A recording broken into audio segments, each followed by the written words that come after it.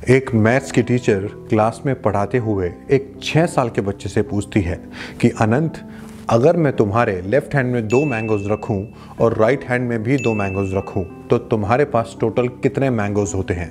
अनंत कहता है ma'am 5। Teacher को सुनकर थोड़ा अजीब लगता है। टीचर फिर से अनंत से पूछती है कि अनंत, अगर मैं तुम्हारे लेफ्ट हैंड में 1 + 1 2 मैंगोज रखती हूँ और राइट हैंड में भी 1 + 1 2 मैंगोज रखती हूँ तो तुम्हारे पास टोटल कितने मैंगोज होते हैं। अनंत फिर से वही जवाब देता है कि मैम 5। अब टीचर को सुनकर थोड़ा ज़्यादा अजीब लगता है। टीचर को याद आता है कि जब पेरेंट्स टीचर मीटिंग हुई थी तब अनंत की मदर ने कहा था कि अनंत को मैंगो ज़्यादा पसंद नहीं है। फिर टीचर उस सवाल को थोड़ा सा बदल के पूछती है। अब टीचर अनंत से पूछती है कि अनंत, अगर मैं तुम्हारे लेफ्ट हैंड में 2 ऑरेंजेस रखती हूँ और राइट हैंड में भी 2 ऑरेंजेस रखती हूँ तो तुम्हारे पास टोटल कितने ऑरेंजेस होते हैं। अनंत कहता है मैम 4। अब टीचर समझ जाती है कि अनंत को सवाल समझ में आ चुका है। टीचर एक बार फिर से अनंत से पूछती है कि अनंत, अगर मैं तुम्हारे लेफ्ट हैंड में 1 + 1 2 मैंगोज रखती हूँ और राइट हैंड में भी 1 + 1 2 मैंगोज रखती हूँ तो तुम्हारे पास टोटल कितने मैंगोज होते हैं। अनंत फिर से वही जवाब देता है मैम 5। अब टीचर थोड़ा इरिटेट होने लगती है और वो अनंत से कहती है कि अनंत, अगर 2 + 2 ऑरेंजेस = 4 ऑरेंजेस होते हैं तो 2 + 2 मैंगोज = 4 मैंगोज क्यों नहीं हो सकते। अनंत कहता है कि मैम 2 मैंगोज मेरे लेफ्ट हैंड में है और 2 मैंगोज मेरे राइट हैंड में है और 1 मैंगो मेरे बैग में भी है तो मेरे पास टोटल 5 मैंगोज हैं मैम। अब ये बात को सुनकर टीचर भी हैरान हो जाती है। अब इसमें देखा जाए तो टेक्निकली टीचर सही होती है लेकिन प्रैक्टिकली वो स्टूडेंट सही होता है, क्योंकि टीचर जो सवाल पूछ रही होती है उसका आंसर तो 4 ही होता है।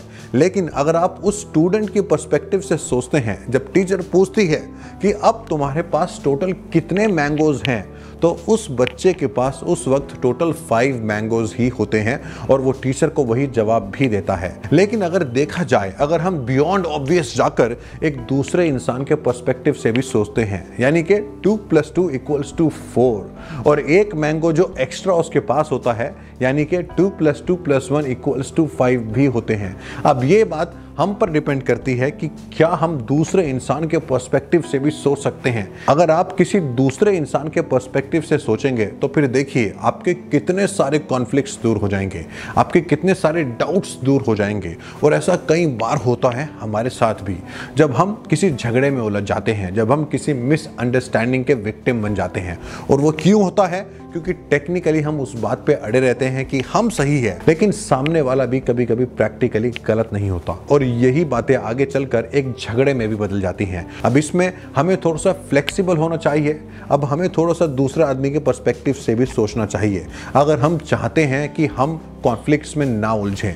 लेकिन अगर हम अपनी बात पे अड़े रहेंगे कि ये बात सही है, जो मैं कह रहा हूँ या जो मैं कह रही हूँ वही सही है, तो फिर ये बातें कब कॉन्फ्लिक्ट में बदल जाती हैं, कब झगड़े में बदल जाती हैं, आपको पता भी नहीं चलेगा। और ऐसा कई बार घरों में भी होता है, शायद आपके साथ भी हुआ होगा, जब सिबलिंग्स ही आपस में सोचने लगते हैं कि हमारे पेरेंट्स हमसे कम प्यार करते हैं और हमसे छोटे भाई बहनों को ज़्यादा प्यार करते हैं, वो उनके साथ ज़्यादा समय बिताते हैं और ऐसा लगता है कि हमारे लिए उनके पास टाइम ही नहीं है। लेकिन ऐसा भी तो हो सकता है कि उनके साथ ज़्यादा समय बिताने का कुछ कारण हो। उनके साथ पेरेंट्स क्या पता इसलिए ज़्यादा समय बिताते हैं क्योंकि वो छोटे हैं, उनको ज़्यादा गाइडेंस की ज़रूरत होती है, उनको जगह जगह पर छोटी छोटी बातों में समझाने की ज़रूरत भी हो सकती है कि कहीं वो कोई गलती ना करते।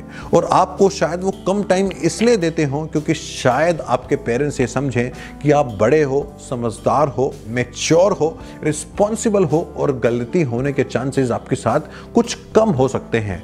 इसीलिए अगर हम इन बातों को भी प्रैक्टिकल पर्सपेक्टिव से सोचते हैं, दूसरे आदमी के पर्सपेक्टिव से सोचते हैं और थोड़ा सा रिजिड होने की जगह फ्लेक्सिबल हो जाते हैं तो हमारी सोच पर कितना बड़ा फर्क हो सकता है। इसकी वजह से हमारे कितने कॉन्फ्लिक्ट्स कम हो सकते हैं, आपस में भाई बहनों में प्यार बढ़ सकता है, पेरेंट्स के लिए रिस्पेक्ट बढ़ सकती है और कॉन्फ्लिक्ट्स होने के चांसेस तो जैसे ना के बराबर हो जाते हैं। अब ऐसा कई बार हमारे ऑफिस में भी हो सकता है, हमारी प्रोफेशनल लाइफ में भी हो सकता है। जब बॉस किसी टीम के साथ या फिर किसी ग्रुप ऑफ इंडिविजुअल्स के साथ ज़्यादा समय बिताते हैं और दूसरे लोगों के साथ थोड़ा कम समय बिताते हैं, ऐसे में आप ये भी सोच सकते हैं कि बॉस को आपकी इंपॉर्टेंस का नहीं पता या फिर वो दूसरे लोगों को ज़्यादा इंपॉर्टेंस देते हैं, आपकी कोई रिस्पेक्ट नहीं करते।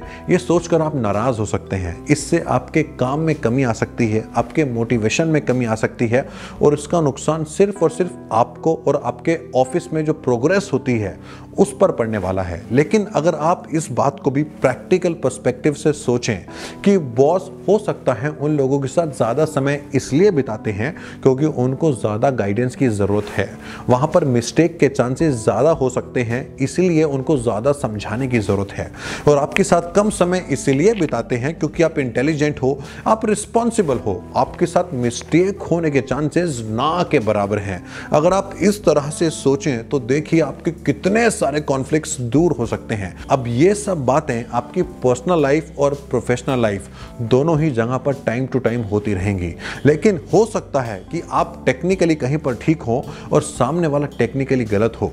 लेकिन कभी कभी अगर आप दूसरे इंसान के पर्सपेक्टिव से सोचें तो हो सकता है कि प्रैक्टिकली आप दोनों ही अपनी अपनी जगह पर ठीक हों।